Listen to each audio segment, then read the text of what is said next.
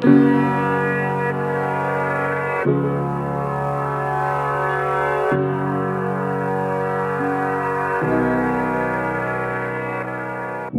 hey, it's Wes. And today is an exciting day because one concern that I've always had with Godox is that as they move up the line, they make more pro devices, they might lose touch with their humble beginnings, the products for people who just need to get the job done and don't have a ton of money to spend.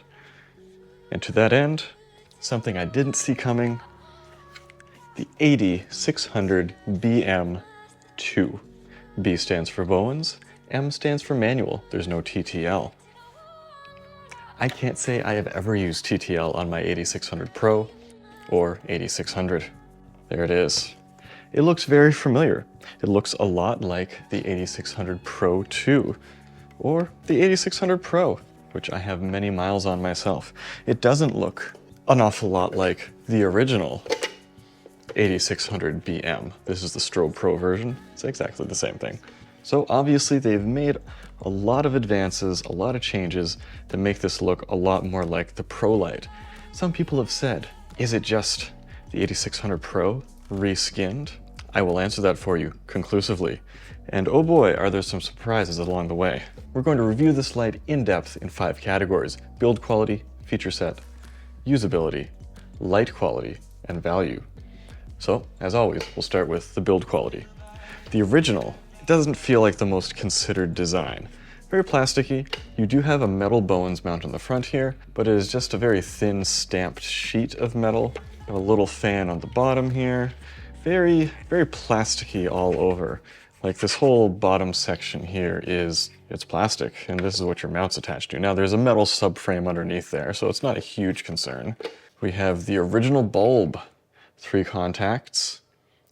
Very old-fashioned looking compared to the new one, and we'll take a look at that. The front looks exactly like the AD600 Pro.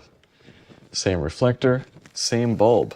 You can swap the bulbs between them. It's the exact same part. As you can see, very similar. Exactly the same reflectors, exactly the same bulb. There is no part or serial number stamped on these bulbs though.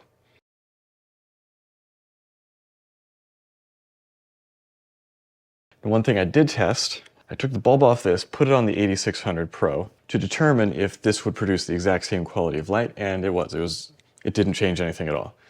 Which actually surprised me because my AD600 Pro bulb is incredibly old.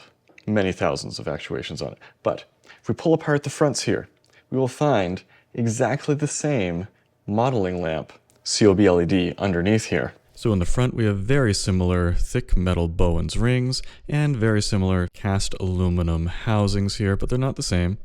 And the exact same Cree 2520N COB LED. It has a manufacturer's tunable white balance, but not an adjustable CCT. So from the factory they can calibrate it and then it's a fixed white balance, which oddly enough they're calibrated to different temperatures. And one thing that I was interested to find out is we have the extra contacts here. Can we use the extension head from the 600 Pro and slap it onto this 600BM Mark II? Unfortunately not. I don't know, maybe it needs a firmware update or it's on purpose, but as soon as you put the extension head on, the fan runs constantly. Just activates the fan contacts by default. Hopefully there'll be a firmware update that will let that happen. I won't count on it though. And we come around to the bottom here. Another huge difference is the bottom of the 600 Pro has this metal rail that ties into the metal chassis, metal arm, whereas the 600BM, you have metal coated in plastic, so there's a lot less metal to this frame. It does have a very nice arm design, so it's kind of the best of both worlds. The original has this arm that doesn't come out far enough from the body, and it's always really clicky and ratchety and not very precise. The 600 Pro is always very smooth, but sometimes hard to lock down hard enough. This one is kind of smooth and kind of ratchety, and when you lock it down really well, it's not going anywhere. That's nice. They did make the arm a lot longer though. I'm not a huge fan of that because this doesn't tuck away as neatly. On the 600 Pro, I love how smoothly this arm tucks. That's a great design. This one always sticks out a little further.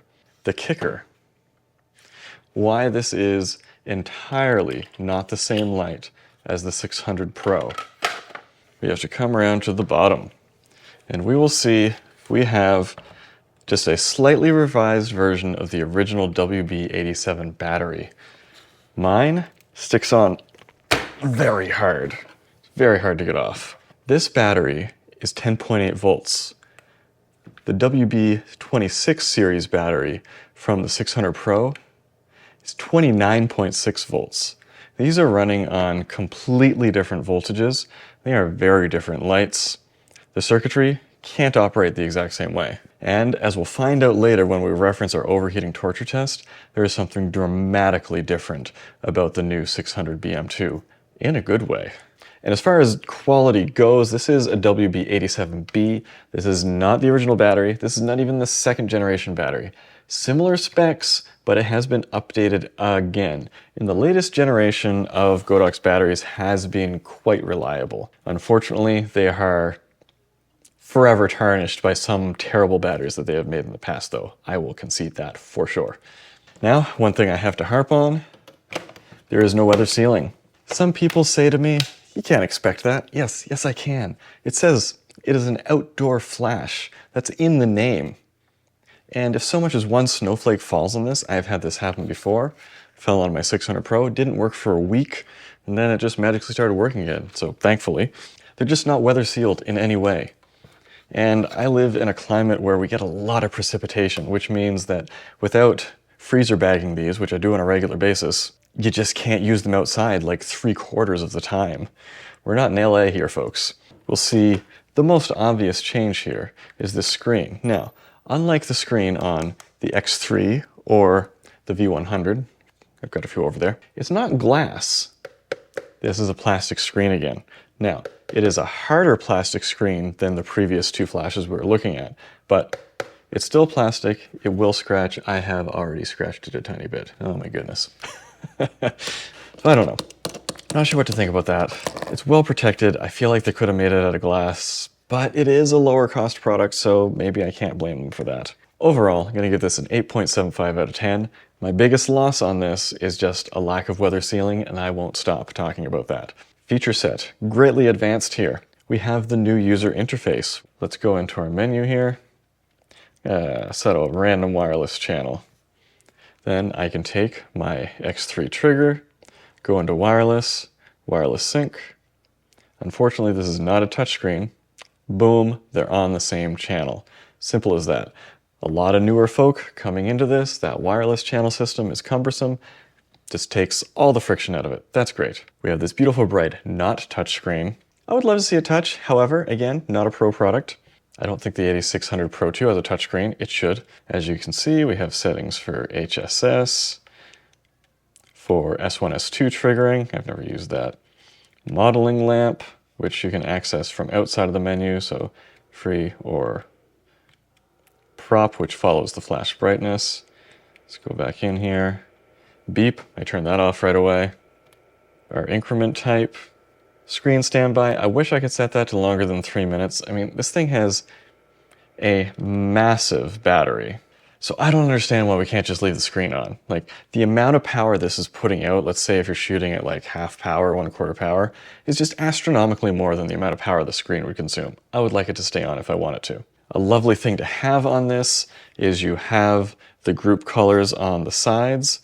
So you can see, easy peasy, when you're using these triggers, group A, it's red. You see the red light, boom. It's also the recycle light. I like that. You can see it from most directions. Now we have less buttons than the original.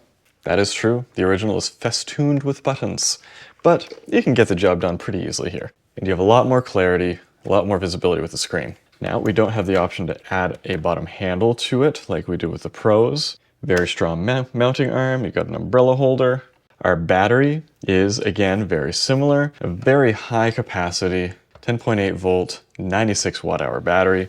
Very nice, which is a lot more than the competition. This is the largest battery you'll get in just about anything. The FJ Pro Series battery is 74 watt hours. The largest Pro Photo battery is 67.7 watt hour. That's in like not like a power pack, but actually in a flash. One thing that I'm not happy about is that this battery is not USB chargeable. Now, some people will say, oh, the voltage is too high to charge via USB.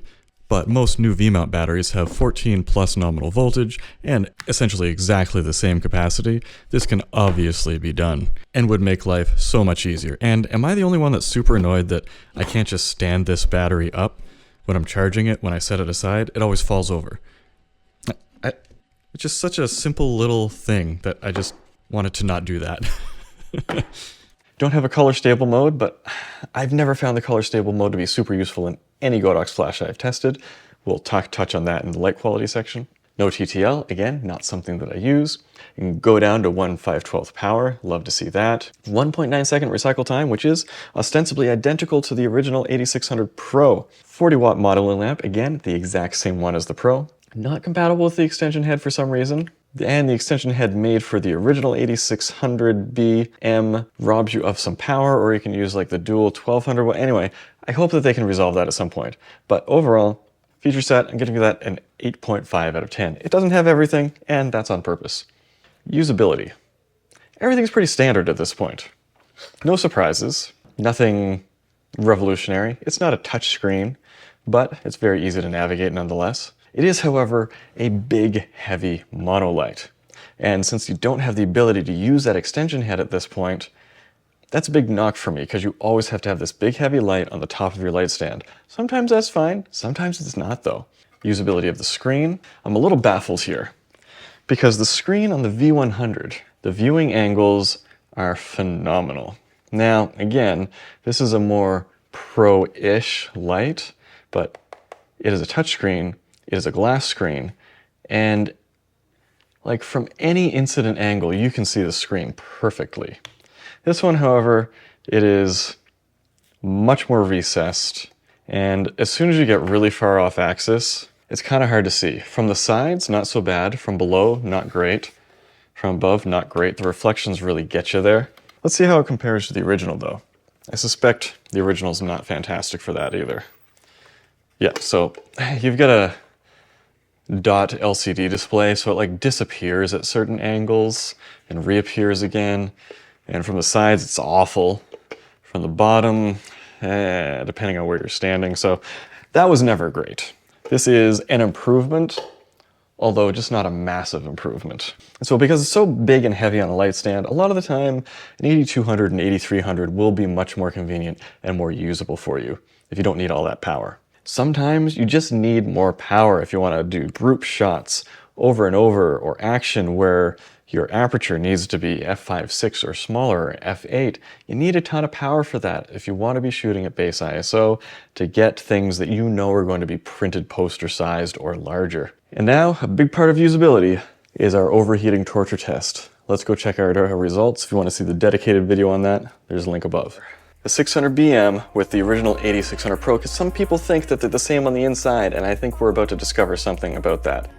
Same 1/2 power, this time in high-speed sync. Far more torturous.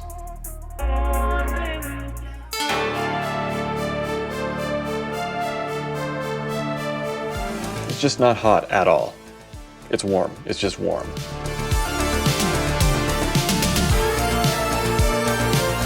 No, it's not going to fail.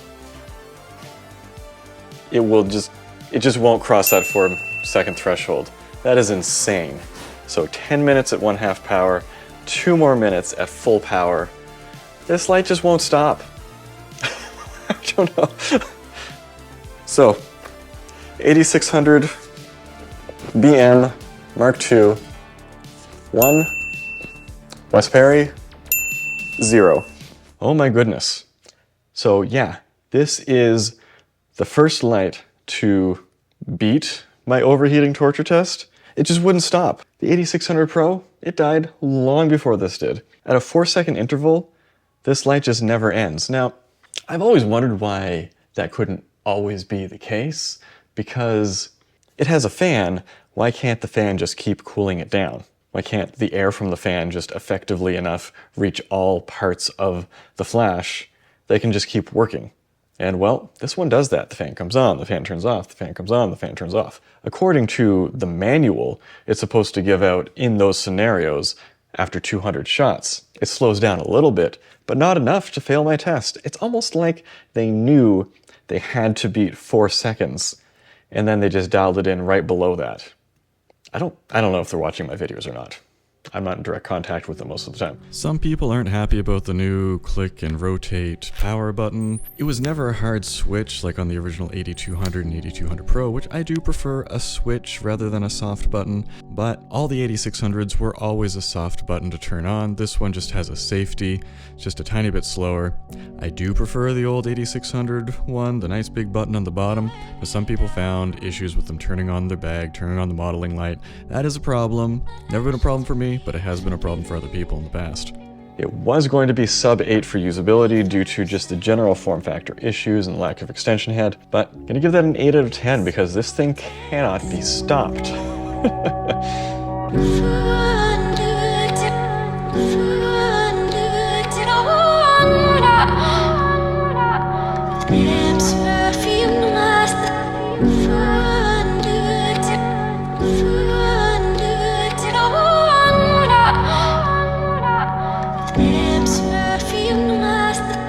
Light quality, we're gonna have to look at some numbers and figures. We tested stability and uniformity, and we tested the LED modeling lamp, so let's dig in.